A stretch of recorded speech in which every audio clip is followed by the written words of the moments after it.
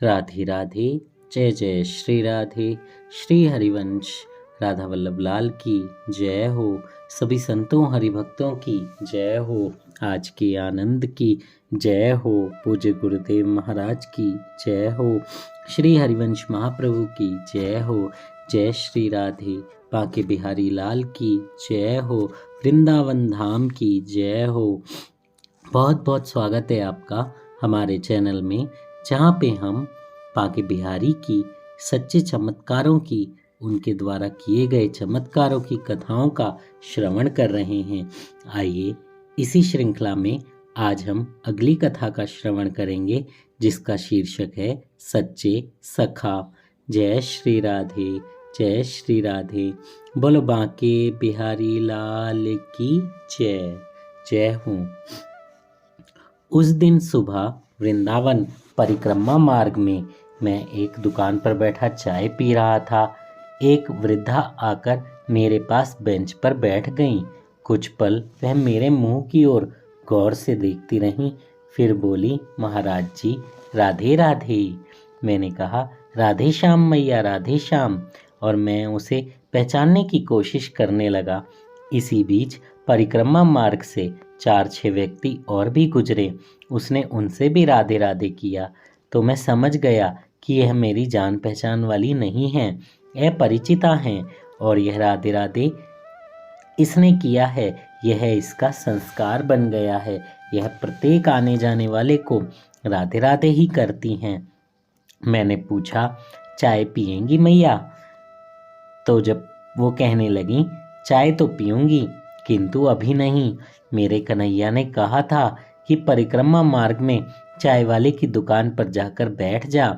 मैं वहीं तेरे लिए 5 रुपए भेज रहा हूँ, इसलिए मैं यहाँ आकर बैठ गई हूँ। कौन है कन्हैया तेरा? मैंने दुकानदार को चाय के पैसे देते हुए पूछा। वह बोली, वही तो मेरे सब कुछ हैं, मेरा पक्का साथी है, मेरे सच्चे सखा हैं। 40 साल से उसी के भरोसे वृंदावन में रह रही हूँ।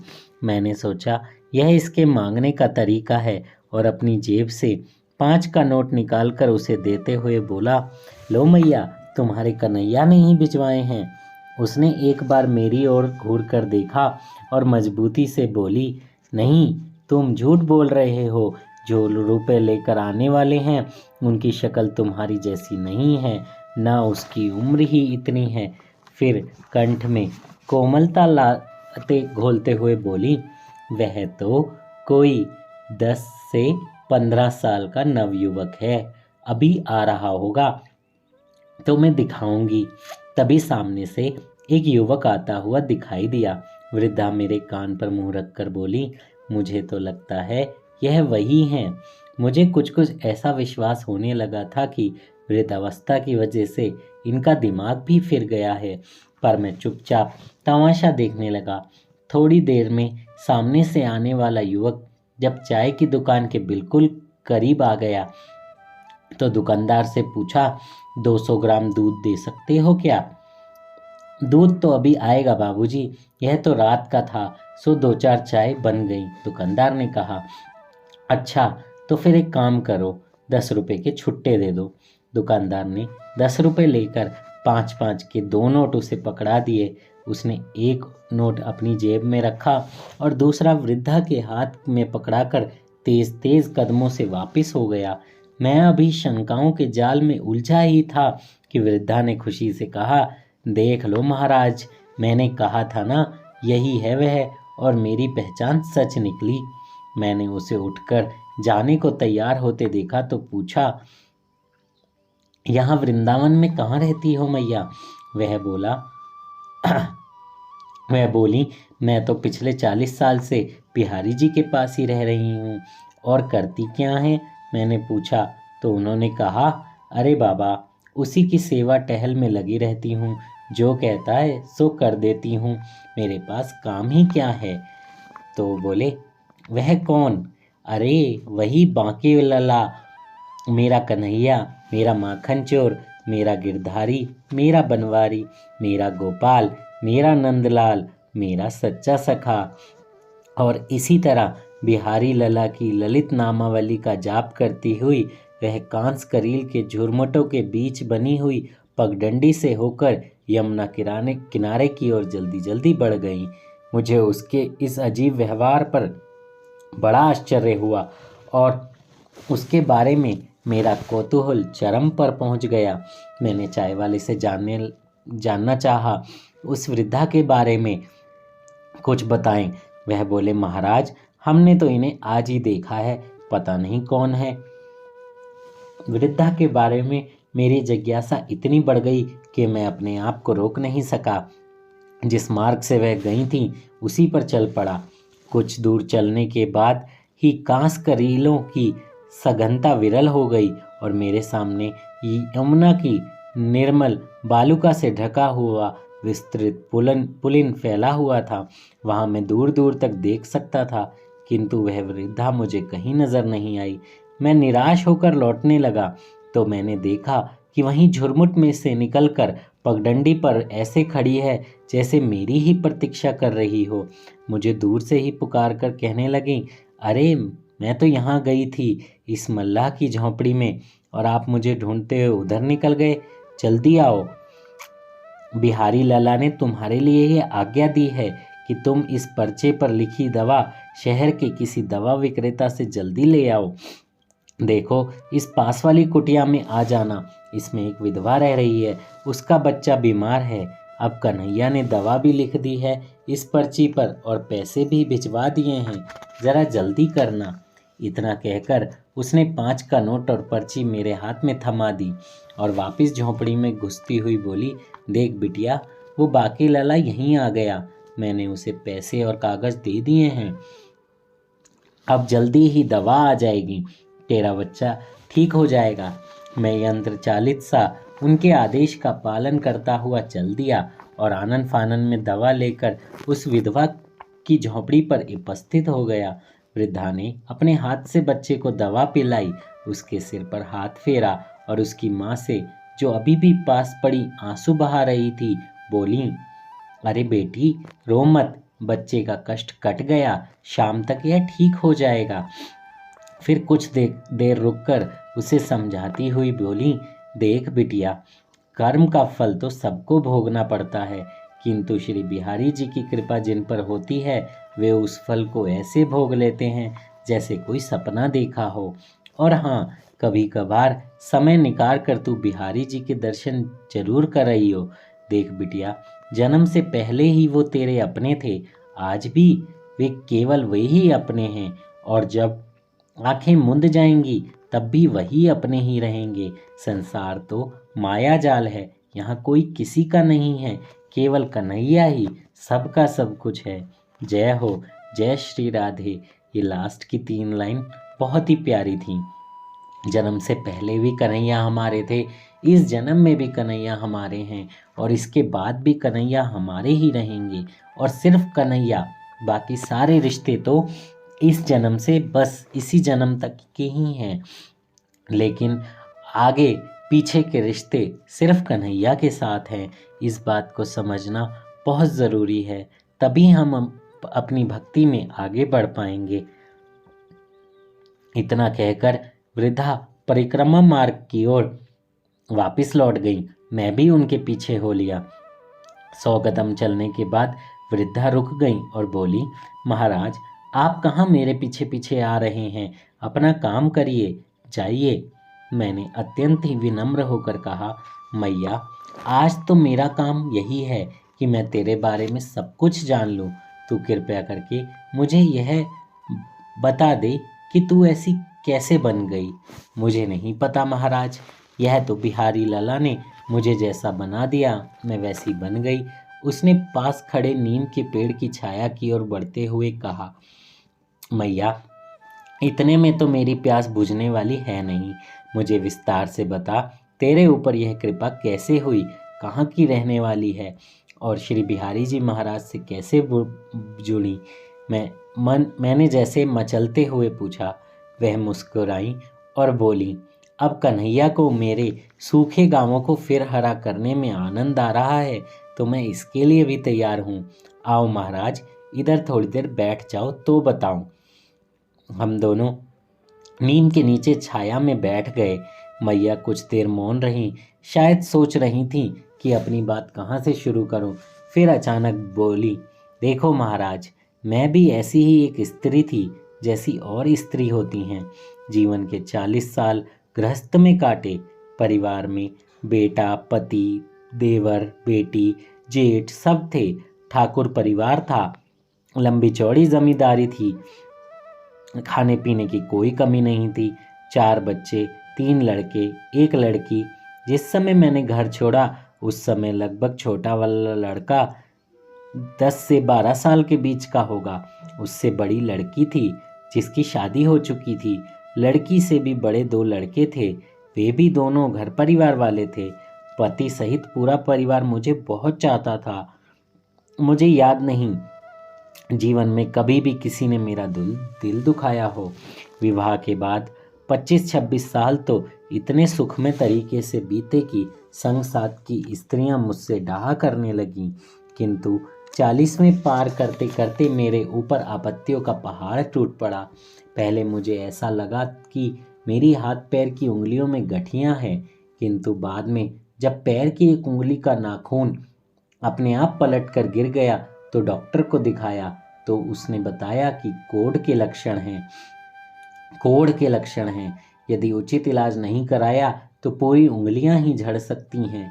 कोढ़ की बात सुनते ही मेरे प्रति जो सबके हृदय में प्रेम और स्नेह का सागर उमड़ रहा था वह अचानक सूख गया। सब लोग मुझसे बचने लगे, घृणा करने लगे।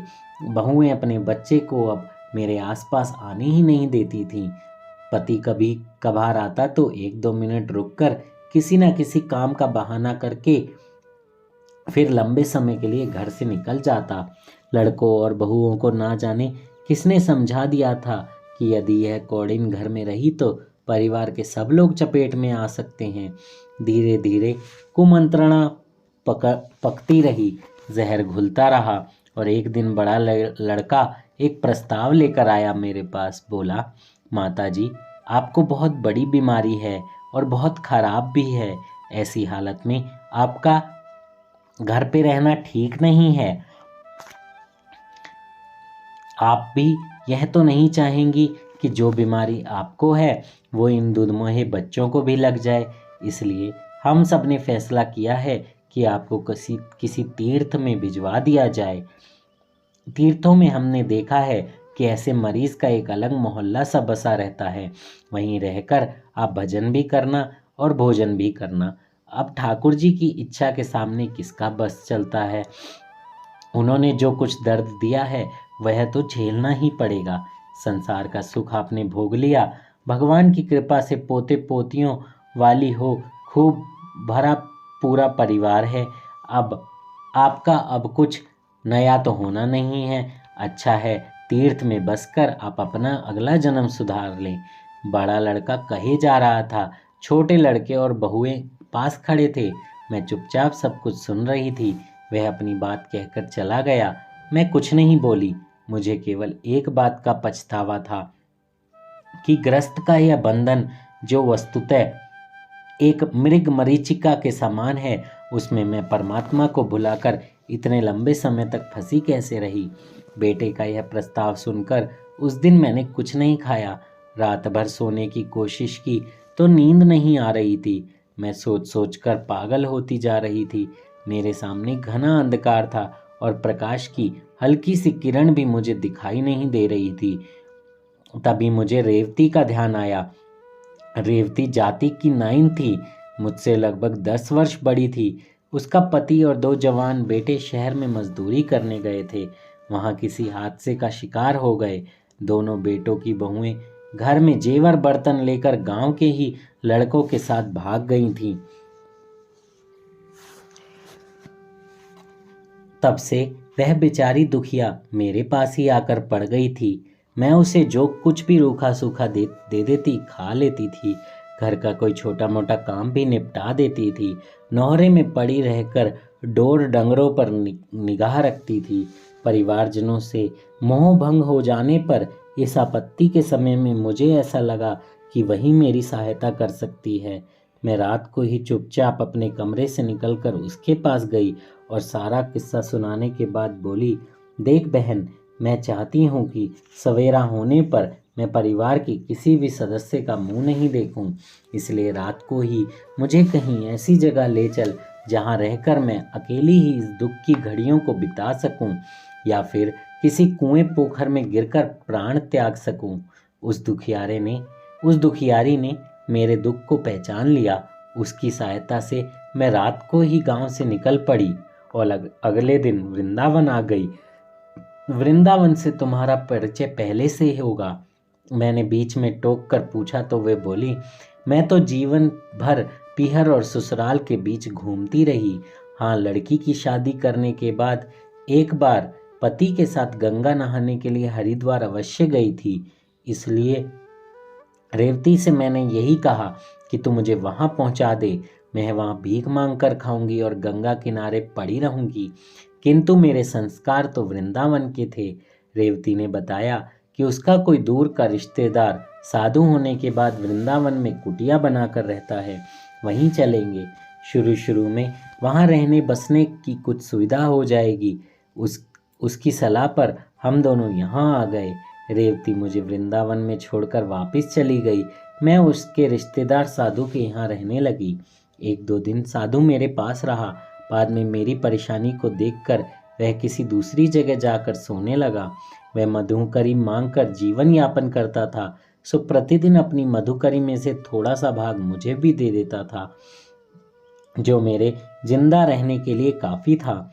मैं सुबह प्रतिदिन यमुना नहाने चली जाती और दोपहर को मधुकरी कर लेती और दिन भर बिहारी जी रटती रहती। बिहारी जी के दर्शन तुमने पहले किए होंगे, मैंने बीच में ही टोका। तो वह बोली, दर्शन कहाँ किए थे महाराज?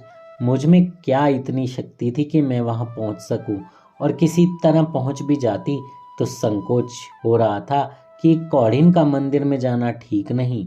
हाँ, मैं सुनती अवश्य थी कि वृंदावन में बसने वाले साधु संत भले ही किसी संप्रदाय के क्यों ना हो, वे एक दिन में एक बार बिहारी जी महाराज के दर्शन को प्राय जरूर जाते हैं। सो भीतर की लो बिहारी लला से लग गई। सोते जागते कभी भी उनका नाम मन के मनका से उतर नहीं पाता था। कभी कभी मैं बिहारी लला को उल्हाना भी देती कि मेरी तो मजबूरी है, मैं तुम्हारे पास नहीं आ सकती क्योंकि मैं कौड़िन हूँ। क्या तुम्हारी कौन सी मजबूरी है? तुम तो न जात देखते हो, न धर्म, न रूप देखते हो, न रंग। तुम तो बस प्यार देखते हो। जो तुमसे प्यार करता है तुम हजारों बंधन तोड़कर भी उसके पास पहुंच जाते हो। फिर मेरी बैर इतनी अवैर कैसी की करुणा सागर। इसी प्रकार ताहिने उल्हाने देती मैं घंटों रोती रहती और धीरे धीरे जीवन आगे सरकता गया। कुछ समय बाद उस साधु का शरीर शांत हो गया। अब तो पेट का गड्ढा आटने के लिए भी कुछ ना बचा। घोर निराशा के उन क्षणों में मेरे मन में कन्हैया का सहारा नहीं छोड़ा। एक बात तो अब मेरे जहन में घुस गई थी, वह यह थी कि प्यार करने वाले कभी प्रेमास्पद से बदले की इच्छा नहीं करते। इसलिए बिहारी लला से मुझे कोई शिकायत नहीं रह गई थी। सावन का महीना चल रहा था या भादो लग गई थी, मुझे ठीक से याद नहीं, पर उस समय यमुना का प्रवाह पूरे वेग पर था। मैं सुबह जब नहाने गई तो देखा कि किनारे ढह ढह कर नदी में गिरते जा रहे थे। नहाने के लिए कोई उतार नहीं दिख रहा था। ऊपर आसमान में बादल गरज रहे थे। लगता था बहुत जोर की वर्षा होने वाली है। इसी हड़बड़ी में मैंने जैसे ही धाराजी में उतरने की कोशिश की कि हरहरा की का ढाई टूटी और मैं जल प्रवाह में बहने लगी। मैंने उसे जीवन के अंतिम क्षण समझ लिया था। इसके बाद मुझे होश ही नहीं आया क्या हुआ, मैं कैसे बची। किंतु जब मेरी चेतना लौटी तो मैंने अपने आप को काली मर्दन की ठेल पर हाथी बाबा की देखरेख में लेटा पाया। मेरे हाथों और पैर के कौड़ के घाव घिस कर एकदम साफ हो गए थे और वहां रक्तहीन सिकड़ा हुआ मांस दिखाई दे रहा था। किंतु कमाल की बात यह थी कि कहीं किसी प्रकार की वेदना कतई नहीं थी। थोड़ी देर बाद मेरे घावों का उपचार शुरू हो गया। नीम की छाल, पीपल की जटा, आक की जड़, ऐसी दूसरी कई जड़ी बूटियां जो बाबा ने बताई उन्हें खूब बारीक पीसकर मेरे घावों पर लगा दिया। इधर मेरा उपचार चल रहा था, उधर मेरे अवचेतन मन में पानी में डूबने के समय की स्वप्निल सी छाया तैर रही थी। मुझे ऐसा याद पड़ रहा था कि उस समय मुकुटधारी पीतांबर पहने, वंशी हाथ में लिए एक सांवले सलोने किशोर ने मुझे सहारा दिया था और उसी ने उठाकर मुझे किनारे पर लिटाया था। अब जब मैं होश में आ गई थी तब मैंने उस रूप माधुरी को हाथी बाबा तथा उनके पास बैठकर मेरा उपचार करने वाले अन्य महानुभावों की आंख में झिलमिलाते देखा था। बाद में ठीक होने पर जब बिहारी लला के दर्शनों का मौका मिला तो वही छवि मैंने पर्दे की ओर से झांकते हुए देखी।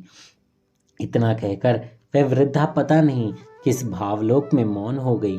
तब मैंने ही उनसे पूछा, क्या तुम्हारी बीमारी हाथी बाबा की दवा की वजह से ठीक हो गई?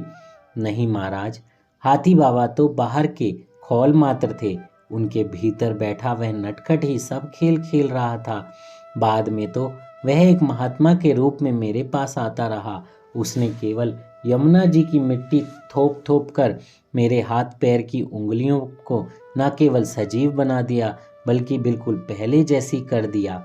इसके बाद वह अपने हाथ पैर मुझे दिखाती हुई बोली, बताओ अब कोई कह सकता है कभी कि ये गलित कुष्ठ कब के शिकार हुए थे?